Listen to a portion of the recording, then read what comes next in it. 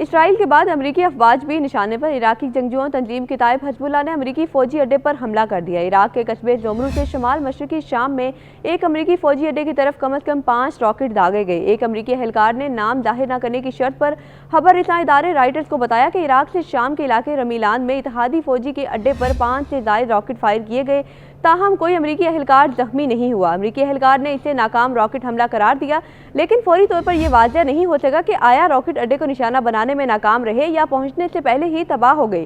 یہ بھی واضح نہیں تھا کہ آیا امریکی فوجی اڈہ ہی میزائلوں کا ہدف تھا۔ رواں سال فروری کے اوائل کے بعد جب عراق اور ایرانی حمایت یافتہ گروپوں نے امریکی فوجیوں کے خلاف اپنے حملے روکے تھے تو اس کے بعد امریکی فوجی کے خلاف یہ پہلا حملہ تھا۔ یہ حملہ عراقی وزیر اعظم محمد شیع السودانی کے امریکہ کے دورے سے واپس آنے کے ایک دن بعد کیا گیا۔ عراقی وزیر اعظم محمد شیع السودانی نے وائٹ ہاؤس میں امریکی صدر جو بائیڈن سے ملاقات کی۔ کتائب حزب اللہ سے وابستہ ٹیلی گرام گروپ میں ایک پوسٹ میں کہا گیا کہ عراق میں مسلح دھڑوں نے عراق میں امریکی اتحاد کو ختم کرنے میں پیش رفت نہ ہونے پر تقریباً 3 ماہ بعد حملے دوبارہ شروع کرنے کا فیصلہ کر لیا۔ گروپ سے وابستہ ایک اور ٹیلی گرام گروپ صابرین نیوز نے بعد ازاں ایک اور بیان میں کہا کہ اس حملے کے حوالے سے کوئی باضابطہ بیان جاری نہیں کیا گیا۔ کتاب حزب اللہ کا عراق میں اثر و رسوخ موجود ہے جبکہ اس کو ایران کی بھرپور حمایت بھی حاصل ہے۔ کتاب حزب اللہ خطے میں امریکی مفادات کو نشانہ بناتی رہی ہے۔ یہ ایران کی حمایت یافتہ عسکری گروہوں کے اتحاد اسلامی مزاحمت کی انتہائی طاقت اور مسلح تنظیم ہے۔ عراقی سیکیورٹی میڈیا سیل کے مطابق عراقی فورسز نے شامی سرحد کے قریب مجرموں کو نشانہ بنانے کے لیے ایک وسیع تلاش اور معائنہ آپریشن شروع کیا ہے اور انہیں انصاف کے کٹہرے میں لانے کا عہد کیا ہے۔ یہ حملے ہفتے کے اوائل میں عراق میں ایک فوجی اڈے پر ہونے والے ایک بڑے دھماکے کے بعد ہوئے ہیں جس میں ایک عراقی سیکیورٹی فورسز کا ایک رکن ہلاک ہو گیا۔